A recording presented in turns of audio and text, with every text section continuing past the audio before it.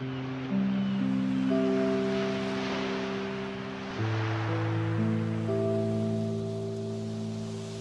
οδοντιατρική σήμερα έχει πάρει μια πολύ διαφορετική μορφή από αυτή που είχε στο παρελθόν.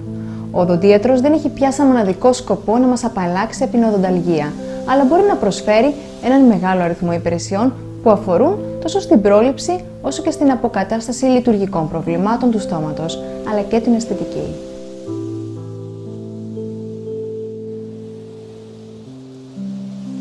Η στοματική κοιλότητα είναι μια ευαίσθητη περιοχή του σώματος, εκτεθειμένη συνεχώς στον αέρα που αναπνέουμε και την τροφή.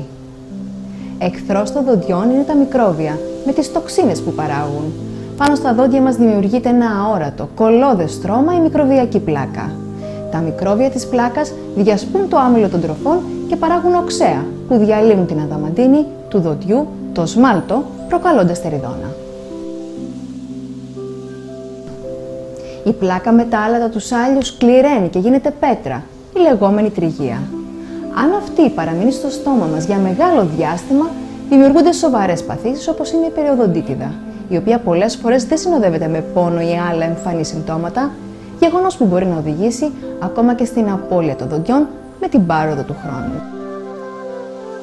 Η καλύτερη άμυνα απέναντι σε αυτούς τους κινδύνους είναι πρωτίστως η σωστή στοματική υγιεινή και ο περιοδικός έλεγχος από τον οδοντίατρό μας.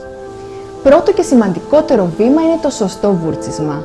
Αυτό πρέπει να γίνεται τουλάχιστον 2 φορές την ημέρα, πρωί και βράδυ. Ιδανικό βεβαίως είναι το βούρτσισμα μετά από κάθε γεύμα. Σημαντικό είναι να αναφέρουμε ότι το πρωινό βούρτσισμα των δοντιών δεν είναι απαραίτητο να γίνεται αμέσως μόλις ξυπνήσουμε, αλλά μετά το πρόγευμα, καθώς τα υπολείμματα της τροφής που παραμένουν ανάμεσα και πάνω στα δόντια είναι κατά κύριο λόγο η αιτία για τις περισσότερες βλάβες των δοντιών. Απολύτως απαραίτητο επίσης είναι το βούρτσισμα πριν κοιμηθούμε, αφού κατά τη διάρκεια του ύπνου μειώνεται σημαντικά η ποσότητα του σάλιου και η αντιμικροβιακή δράση του. Το σωστό βούρτσισμα τώρα. Το βιαστικό βούρτσισμα των 30 δευτερολέπτων δεν καθαρίζει. Δίνει απλώς μια αίσθηση φρεσκάδας. Χρειαζόμαστε τουλάχιστον 2 λεπτά για ένα σωστό βούρτσισμα, ενώ σε ορισμένες περιπτώσεις, ανάλογα την κατάσταση και την ανατομία της οδοντοστοιχείας μας, μπορεί να χρειαστεί ακόμα περισσότερος χρόνος. Αυτό θα μας το πει ο οδοντίατρος. Προσπαθήστε να νιώσετε τις κινήσεις του χεριού σας και τον τρόπο που ακουμπά η βούρτσα στα δόντια και κινείται πάνω σε αυτά. Ακουμπήστε την οδοντόβουρτσα οριζόντια πάνω στα δόντια, δίνοντάς της κλίση προς τα ούλα, με γωνία περίπου 45 μοιρών. Αρχίστε μικρές περιστροφικές κινήσεις, προσπαθώντας να αισθάνεστε κάθε δόντι που καθαρίζετε. Σημαντικό είναι να νιώθετε ότι οι τρίχες της οδοντόβουρτσας μπαίνουν ελαφρά μέσα στην ουροδοντική σχισμή, τη σχισμή δηλαδή ανάμεσα στο ούλο και το δόντι. Κάντε γρήγορες, κοφτές κινήσεις, επιμένοντας σε κάθε δόντι ξεχωριστά. Αφού βουρτσίσετε την εξωτερική επιφάνεια των δοντιών πάνω και κάτω, κάντε το ίδιο και στις γλωσσικές επιφάνειες, δηλαδή την εσωτερική επιφάνεια των δοντιών. Στη γλωσσική επιφάνεια των μπροστινών δοντιών, πάνω και κάτω, η οδοντόβουρτσα τοποθετείται κάθετα και όχι οριζόντια. Τελευταίες καθαρίζονται οι μασιτικές επιφάνειες των δοντιών με κινήσεις μπρος και πίσω. Δώστε έμφαση σε σημεία δύσκολα, όπως στραβά, συνοστισμένα δόντια ή φρονιμίτες που αρχίζουν να προβάλλουν από τα ούλα. Τέλος, καθαρίζουμε και τη ράχη της γλώσσας, είτε με την οδοντόβουρτσα, είτε με ειδική ξύστρα καθαρισμού γλώσσας. Το βούρτσισμα, όσο σωστά και αν γίνεται, δεν μπορεί να καθαρίσει τα σημεία ανάμεσα στα δόντια, τα μεσοδόντια διαστήματα, εκεί που ακουμπάει το ένα με το άλλο δόντι. Είναι κρίσιμα σημεία από όπου ξεκινούν πάρα πολλές στεριδόνες. Στα σημεία αυτά πρέπει να χρησιμοποιούμε το οδοντικό νήμα ή τα μεσοδόντια βουρτσάκια. Συμπληρωματικά του βουρτσίσματος απαραίτητη είναι η χρήση του στοματικού διαλύματος, κατά προτίμηση χωρίς αλκοόλη, ώστε να μην είναι καυστικό για το βλενογόνο. Το φθόριο που περιέχουν αποτελούν μια επιπλέον ασπίδα προστασίας κατά της στεριδόνας, ενώ ορισμένα περιέχουν και ειδικούς αντιμικροβιακούς παράγοντες για την αντιμετώπιση των φλεγμονωδών νόσων του στόματος. Εάν παρατηρήσουμε τα δόντια μας, θα διαπιστώσουμε ότι δεν αποτελούνται απολύες επίπεδες επιφάνειες, αλλά έχουν πολύπλοκη μορφολογία. Ιδιαίτερα στα πίσω δόντια, οι οριζόντιες επιφάνειες που συμμετέχουν στη μάσηση έχουν έντονες σχισμές.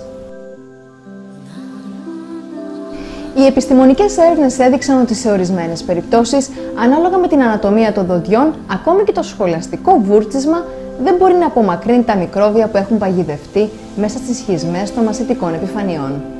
Οι διάφορες ανομαλίες των δοντιών προσφέρουν ένα ιδανικό καταφύγιο στα μικρόβια, τα οποία πολλαπλασιάζονται και αναπτύσσουν την επιβλαβή δράση τους. Στο σοβαρό αυτό πρόβλημα υπάρχει η λύση των sealants ή προληπτικές εμφράξεις οπών και σχισμών. Αυτά είναι λεπτές μεμβράνες που καλύπτουν, φράζουν τα αυλάκια και τις σχισμές των δοντιών. Με τον τρόπο αυτό εμποδίζεται η συσσόρευση μικροβίων στις ευπαθείς αυτές περιοχές. Τα sealants εφαρμόζονται κατά κύριο λόγο στα παιδιά ως προληπτικό μέτρο. Και μια και αναφερόμαστε στα παιδιά, δεν θα πρέπει να παραλείπουμε την τακτική φθορίωση των νεογυλών δοντιών κάθε 6 μήνες.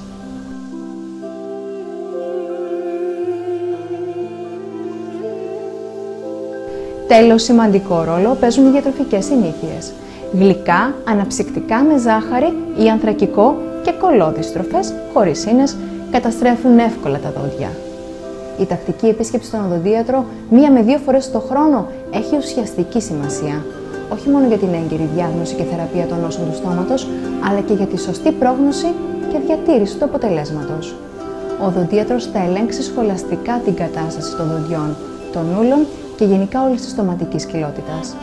Αν χρειαστεί, θα προβεί στη λήψη μιας σειράς μικρών ακτινογραφιών για να εντοπίσει βλάβες των δοντιών που δεν μπορούν να διαπιστωθούν με μία απλή εξέταση.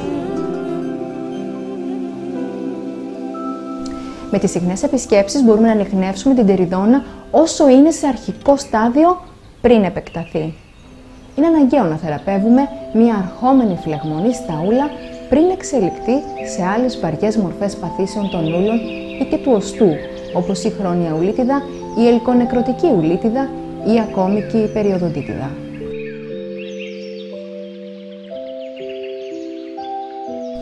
Να θυμάστε ότι ένα παραμελημένο στόμα μπορεί να αποτελέσει την αφετηρία λοιμόξεων, οι οποίες ενδεχομένως να απειλήσουν γενικότερα την υγεία του οργανισμού μας. Επιπλέον, ένας μεγάλος αριθμός ασθενειών δίνουν πολλές φορές τα πρώτα συμπτώματα από τη στοματική κοιλότητα. Η τακτική επίσκεψη στον οδοντίατρο μπορεί να βοηθήσει να ανακαλύψετε έγκαιρα κάποια άλλη πάθηση που σας ταλαιπωρεί ή θα σας ταλαιπωρήσει αργότερα. Δεν θα πρέπει επίσης να ξεχνάτε ότι τα τεριδονισμένα δόντια, τα σφραγίσματα που έχουν αλλοιωθεί με το πέρασμα του χρόνου και η νόση του περιοδοντίου, η ουλίτιδα ή η περιοδοντίτιδα προκαλούν κακοσμία του στόματος, με δυσάρεστα επακόλουθα στην ψυχολογία τόσο τη δική μας όσο και του άμεσου περιβάλλοντός μας.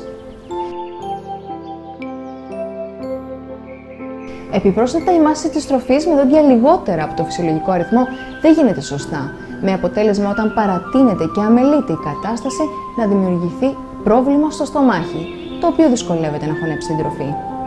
Ακόμα, η ίδια κατάσταση συχνά οδηγεί σε ανώμαλες κινήσεις της γνάθου, με αποτέλεσμα η άρθρωση της γνάθου, η κροτοφογναθική διάρθρωση να αρχίσει να καταστρέφεται, δίνοντας συμπτώματα όπως θορύβους, δυσκολία στο άνοιγμα και το κλείσιμο του στόματος και έντονο πόνο.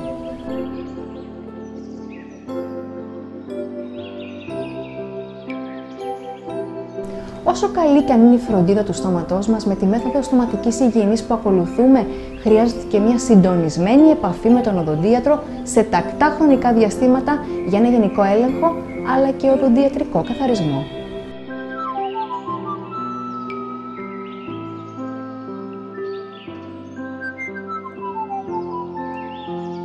Ας θυμόμαστε λοιπόν, για να επιτύχει ο οδοντίατρος χρειάζεται να έχει εμάς σύμμαχο.